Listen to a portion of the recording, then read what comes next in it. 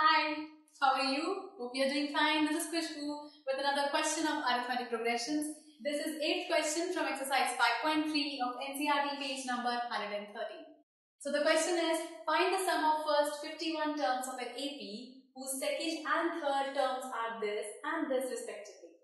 Sum of first 51 terms. AP करते वक्त सिर्फ आप ये ध्यान रखिए, क्वेश्चन को आराम से इंटरप्रेट कीजिए, जो गिवन है आपको पहले आप उसको लिखिए. Find the sum of first 51 terms. First 51 terms का सम निकालना है, तो मतलब हमें निकालना है S51. फाइंड करना है. अब आप मुझे बात बताइए, SN जी जो SN लिखते हैं मतलब यहाँ पर N की वैल्यू है 51. सो N हमारे पास आ गया यहाँ से 51. Whose second term and third term are this and this respectively. इसका मतलब second term हमें दी गई 14, मतलब A2 second term is 14 and third term मतलब A3 is 18. अब हमसे कहा है find the sum of first 51 terms. First 51 terms के लिए SN इक्वल होता है n/2 2a plus n minus 1d. क्या क्या गिवन है इसमें आपको? n आपके पास है 51, जहां जहां n है उसको पुट कर लेंगे. A2 और A3, अब ना आपके पास फर्स्ट टर्म है ना आपके पास कॉमन डिफरेंस है. इसको फाइंड करने के लिए हम इन दो चीजों का यूज करेंगे. कैसे?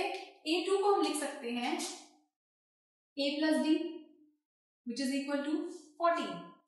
A2 को हम a plus d कैसे लिख सकते हैं? जैसे आपके पास an होता है a plus n minus 1d. अब 2, A2 का मतलब n की जगह पर 2 है, तो अब लिखोगे A2 a plus n की जगह पर फिर से 2 minus 1d. तो A2 यहां से बन गया a plus 2 minus 1 is 1d मतलब d. A2 आ गया हमारे पास a plus d. इस तरह से मैंने ये A2 बनाया. एग्जाम में आपको ये करके दिखाने की जरूरत नहीं है, आप इसको डायरेक्टली भी लिख सकते हो. नेक्स्ट आता है A3. A3 का मतलब हुआ an is equal to a plus n minus 1d. अब A3 की बात हो रही है तो आप यहाँ 3 लिखोगे, a plus 3 minus 1d. जहां जहां n है वहां मैंने 3 लिख दिया. A3 यहां से आ गया a plus 2d. ये वैल्यू आ गई आपके पास A3 की. तो A3 को मैं लिख सकती हूँ a plus 2d.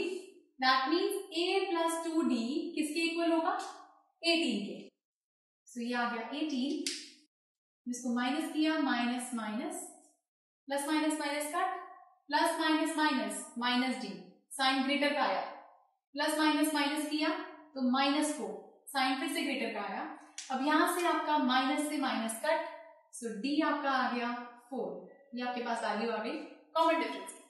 अब जब कॉमन डिफरेंस आ गया तो इन दोनों इक्वेशंस में से किसी भी एक को यूज करके आप ए की वैल्यू निकाल सकते हो. लेट्स सपोज अगर हम फर्स्ट यूज करते हैं तो a प्लस डी आपके पास 14 है.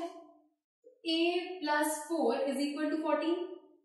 a इक्वल आएगा 14 माइनस 4 मतलब कि 10. तो आपके पास फर्स्ट टर्म भी आ गई यहां से 10. तो हमने फर्स्ट टर्म भी निकाल ली, कॉमन डिफरेंस भी निकाल लिया. अब हम सम फाइंड करेंगे फर्स्ट 51 टर्म्स का. सो यहां से सम फाइंड करेंगे. सो SN के फॉर्मूले में आपने पुट करा है S51 n की जगह पर, फिर n की जगह पर 51/2, फिर ब्रैकेट 2a. a आपके पास आया है 10, तो हमने यहाँ पे लिखा 10 प्लस n माइनस 1. n की जगह पर फिर से हम डालेंगे 51 माइनस 1 d. कॉमन डिफरेंस आपके पास आया 4. Bracket close. So sum 51 terms का is equal to 51/2 as it is. 2 tens is 20. Then a plus sign. 51 minus 1 is 50 into 4. So ये आया 51/2. S51 की बात हो रही है तो 20 plus 200. 50 into 4 किया तो 200. पहले मल्टीप्लीकेशन फिर आप एडिशन करोगे.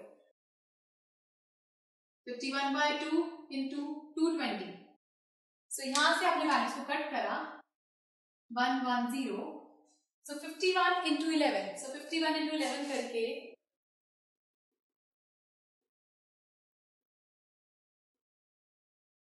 सो 51 into 11 करके हमारे पास आया 561. So this is 5610. ये आपके पास आ गया सम ऑफ 51 टर्म्स का. Sum of first 51 terms. I hope you understood this question. क्योंकि एपी के क्वेश्चंस करते वक्त सिर्फ आपको ध्यान रखना है, क्वेश्चन ध्यान से पढ़िए, जो जो गिवन है वो लिखिए, जो निकालना है उसको लिखिए। एपी में सिर्फ आपके वो 3-4 फॉर्मूलाज यूज हो रहे हैं, उनमें से देखिए किसमें आपको मैक्सिमम चीजें गिवन है, उस फॉर्मूला को पुट करिए और अकॉर्डिंगली क्वेश्चन में प्रोसीड करिए। So this was 8th question from exercise 5.3 of NCERT. कोई क्वेश्चन आपको समझ नहीं आ रहा है, please do write to us. जो स्पेस नीचे गिवन है उसमें लिखिए and do subscribe us. Good bye.